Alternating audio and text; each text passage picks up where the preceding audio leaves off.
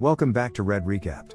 Today I'm going to describe a crime drama movie called Lawless, released in 2012. Spoilers ahead. Watch out and take care. The story begins in 1931, focusing on the Bondurant brothers, Howard, the eldest, Forrest, the middle, and Jack, the youngest.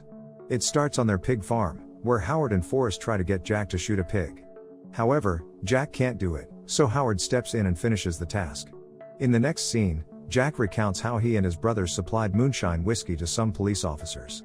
He explains that they were involved in moonshining and bootlegging, despite a prohibition law that made alcohol sales illegal in Virginia. Later, they go to a local club to deliver more moonshine whiskey. There, Jack faces an attempted robbery, but Forrest and Howard come to his rescue just in time. They use a mix of distraction and force to deal with the robbers and send them packing. That evening, the trio heads to another club where women are dancing, mainly to make sales. While there, Jack asks his brother Howard for help in persuading Forrest to try the new flavor of moonshine whiskey that he and his friend Cricket have been developing. Soon after, Jack becomes intrigued by a young girl named Bertha, who is playing the guitar. She's the daughter of a Brethren preacher. The next day at the bar owned by the brothers, Forrest meets Maggie Beaufort, a former dancer who's applying to be a waiter. After some thought, Forrest approves her application. The following day, in the midst of his usual routine, Jack witnesses a man named Floyd Banner, a rum runner, open fire on a car carrying police officers who were tailing him. After the incident, Jack rushes to the street, collects some bullet casings from Floyd's shots, and hurries to find Cricket. Excited, he recounts what he saw and hands the bullet casings to Cricket as a keepsake. The cabin starts to smoke due to the whiskey that Cricket was working on, prompting both of them to rush in and investigate. In the next scene, Maggie is now working at the Bondurant's bar.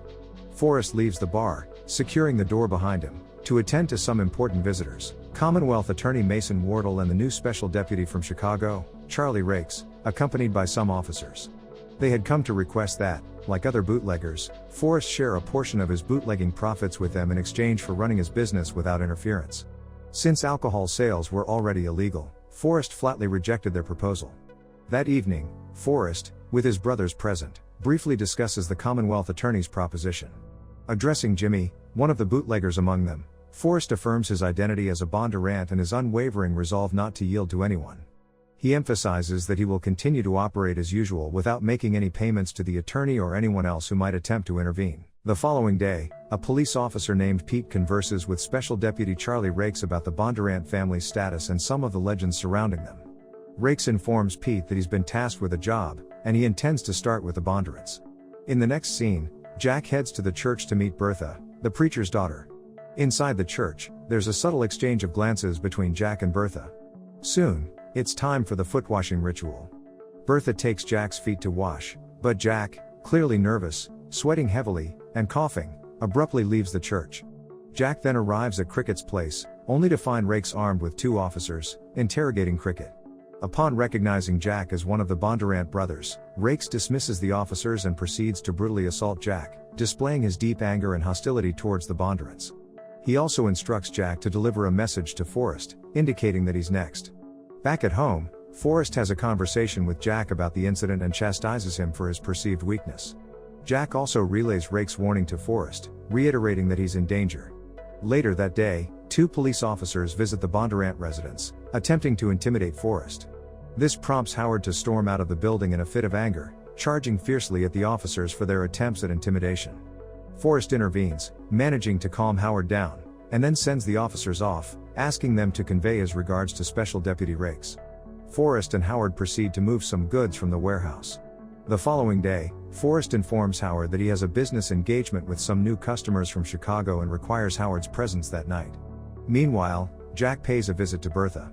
They strike up a conversation, discussing Jack's abrupt departure from the church meeting and her father's opinions about the Bondurant family. Later that evening, Forrest's Chicago clients become wasted and startle Maggie in the bar. One of them begins to argue with Forrest, who has intervened to resolve the issue. But Forrest knocks the customers up and bundles them out with a little assistance from Cricket. Forrest follows Maggie out of the bar as she exits in her car to go home after tending to a cut he received during the altercation. After, two men attack Forrest as he goes to check out his car. While one of them grips his hands, the other kills him and leaves him to bleed to death. While still en route home, Maggie does a U-turn and heads back to Forrest's house as it starts to snow. In the home, she encounters Forrest's assailants and is raped by them. The following day, Forrest is given a medical appointment, and his brothers Jack and Howard visit him. Maggie stops by later to visit Forrest. She informs him that she's planning to leave, but Forrest persuades her to remain with them at the family home instead because there's a place available for her. The next day, Jack gets into a quarrel with Howard, and ends up getting hit on the face. Afterward, Jack is spotted sneaking into Forrest's hospital room and successfully swipes a key to the warehouse. They load up moonshine whiskey on a pickup truck at the warehouse. Jack convinces Cricket to join him in selling gallons of whiskey to a customer named Gummy Walsh, even without Forrest's consent. On the way, they run out of gas and start to panic. However, Cricket comes up with an idea. He adds a bottle of moonshine whiskey to the tank, which surprisingly ignites the engine. They're thrilled and speed off in the vehicle. Upon arriving at Gummy Walsh's place, the situation takes a different turn. Jack and Cricket, both with guns pointed at them, are led to a grave as ordered by Floyd, Gummy Walsh's boss. Just in the nick of time, Jack reveals his true identity as a Bondurant. Upon hearing this, Floyd instructs his men to stand down. After Jack finishes the business he came for, Floyd informs him that the individuals responsible for Forrest's attack were his former employees, and he had no involvement in it. Floyd then hands Jack a piece of paper to give to Forrest in case he wants to know who his attackers were. The next day, Jack and Cricket return home, but Forrest doesn't seem impressed. Jack hands Forrest the paper from Floyd, then heads to see Bertha. There, he proudly displays a new camera as they pose for photographs. In the subsequent scene, Jack acquires a new car and asks Maggie about his brothers. He's disheartened to learn that they left him behind to seek revenge on those who attacked Forrest. Jack tracks down his brothers and finds them at a house in a gruesome scene, with blood everywhere as they interrogate some men. Howard hands Jack a package to deliver to Charlie Rakes the following morning. Special Deputy Charlie Rakes is getting dressed when he hears a knock on the door.